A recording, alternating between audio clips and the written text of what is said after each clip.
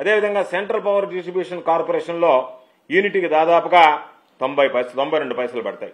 అదేవిధంగా ఈరోజు చూసుకున్నటువంటి eastern power distribution కార్పొరేషన్లో దాదాపుగా మరొక 90 పైసలు ఈరోజు అదనంగా పడేటువంటి పరిస్థితి ఏర్పడింది. అంటే దాదాపుగా ఈరోజు మనం ఒక్కసారి చూస్తే వీటికి సంబంధించినటువంటిది 24 నెలల్లో వసూలు చేసుకోమని ఈపీఆర్సీ చెప్పింది. ఒక దగ్గర 91 పైసా పడుతుంది, ఒక దగ్గర 92 పైసలు, ఒక దగ్గర 90 పైసలు, దాదాపుగా 90 పైసలు ఈరోజు విద్యుత్తుకు సంబంధించినటువంటిది ఏర్పడింది. అదేవిధంగా ఒకసారి చూస్తే ఈరోజు 2014, 2019 చంద్రబాబు నాయుడు చెప్తున్నాడు నేను నీతిమంతుడిని, జగన్మోహన్ రెడ్డి గారి ప్రభుత్వంలో పీపీఎల్ చేసుకున్నారు, ఈ పీపీఎల్లో అధిక భారం పడింది అని చెప్పి మాట్లాడేటువంటి పరిస్థితి ఏర్పడింది. ఈరోజు ఒక్కసారి మనం ఆలోచన చేస్తే చంద్రబాబు నాయుడు హయాంలో 2014 నుంచి 2019 వరకు ముఖ్యమంత్రిగా విండ్ పవర్కు సంబంధించి 3,494 మెగావాట్లు 133 ఒప్పందాలు చేశాడు. 133 ఒప్పందాలకు సంబంధించి గరిష్టంగా ₹4.84 చంద్రబాబు నాయుడు హామీలు. ఎందుకంటే ఒకసారి వినాలి, నా ఫోన్ ట్యూన్లో ఉంది. ఫోన్ మామూలుగా చంద్రబాబు నాయుడు హామీలు గుర్తుండాలి కదా అని చెప్పిన అందుకని అది మోగింది. 2014 నుంచి 2019 వరకు విండ్కి సంబంధించి 3,494 మెగావాట్స్కు 133 ఒప్పందాలు కుదుర్చుకుంటే గరిష్టంగా ₹4.84 యూనిట్కు తీసుకోవడానికి, యూనిట్కు కొనుక్కోవడానికి పీపీఎల్కి చంద్రబాబు నాయుడు ఆమోదించడం జరిగింది. అదేవిధంగా సోలార్కి సంబంధించి మరొక 2,500 మెగావాట్లు అవసరం ఉన్నా లేకపోయినా సరే చంద్రబాబు నాయుడు ముడుపుల కోసం ఆశపడి ₹6.80 లెక్కన గరిష్టంగా దానికి సంబంధించి కొనుగోలు చేయడానికి సిద్ధపడ్డాడు.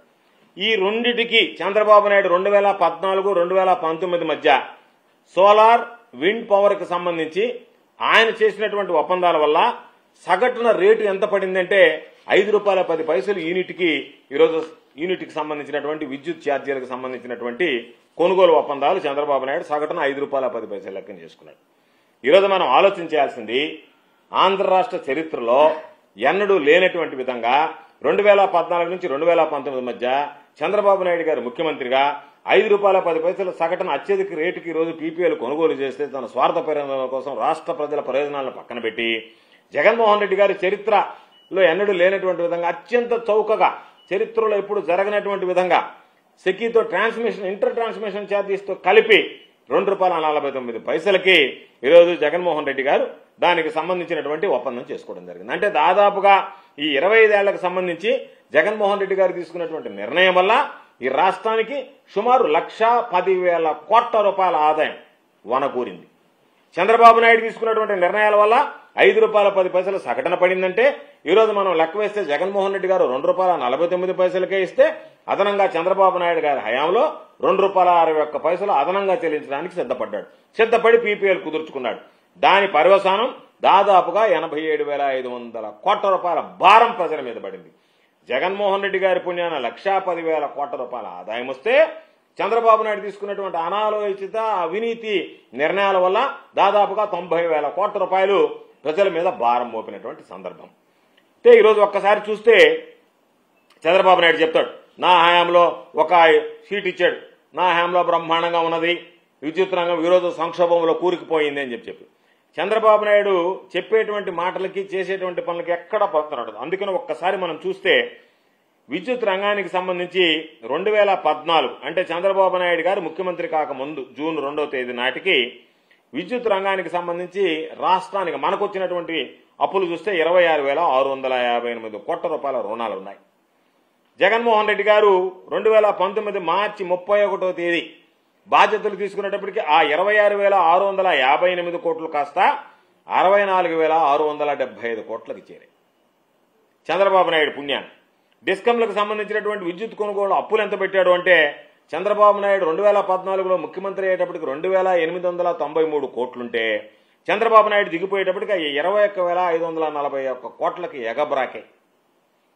మొత్తం అప్పులు ఎక్క చూస్తే 2014 జూన్ 2కి 29,552 ఉంటే 2019 మార్చి 31కి చంద్రబాబు నాయుడు సమర్థవంతమైనటువంటి పరిపాలన 40 ఏళ్ల ఇండస్ట్రీ అని ఆ రోజు చెప్పుకునేటువంటి పెద్ద ఆయన 86,215 కోట్ల అప్పుల ఊబిలోకి ఈరోజు విద్యుత్ రంగాన్ని నెట్టివేయడం జరిగింది. అంటే దాదాపుగా ఎంత పెంచాడు? 56,664 కోట్ల రూపాయలు చంద్రబాబు నాయుడు గారి హయాంలో పెరిగాయి. దాని ప్రకారం ఈరోజు మనం ఒక్కసారి ఏదైతే 56,664 కోట్ల రూపాయలు ఆయన హయాంలో పెరిగితే సంపూర్ణ పెరుగుదల ఒకసారి 2024 మార్చి 31 జగన్మోహన్ రెడ్డి గారి హయానికి వచ్చేటప్పటికి 36,303 కోట్లు పెరిగాయి. ఒక్కసారి వార్షిక వృద్ధి రేటు, సంయుక్త వార్షిక వృద్ధి రేటు అంటే కాంపౌండ్ యాన్యువల్ గ్రోత్ రేట్ చూస్తే చంద్రబాబు నాయుడు హయాంలో 23.88 పెరిగితే జగన్మోహన్ రెడ్డి గారి హయాంలో 7.28% పెరిగింది.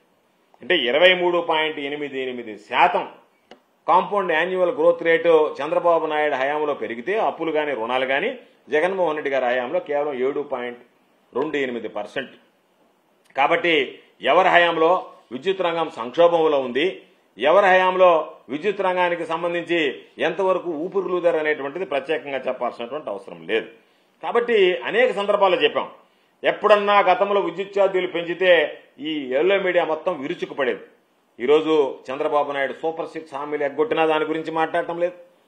అదేవిధంగా ఈరోజు చంద్రబాబు నాయుడు 2 సార్లు దాదాపుగా 15,000 కోట్ల రూపాయలు ప్రజల మీద అదనపు భారం మోపడానికి సిద్ధపడ్డా కూడా దానికి సంబంధించి మాట్లాడేటువంటి పరిస్థితి లేదు.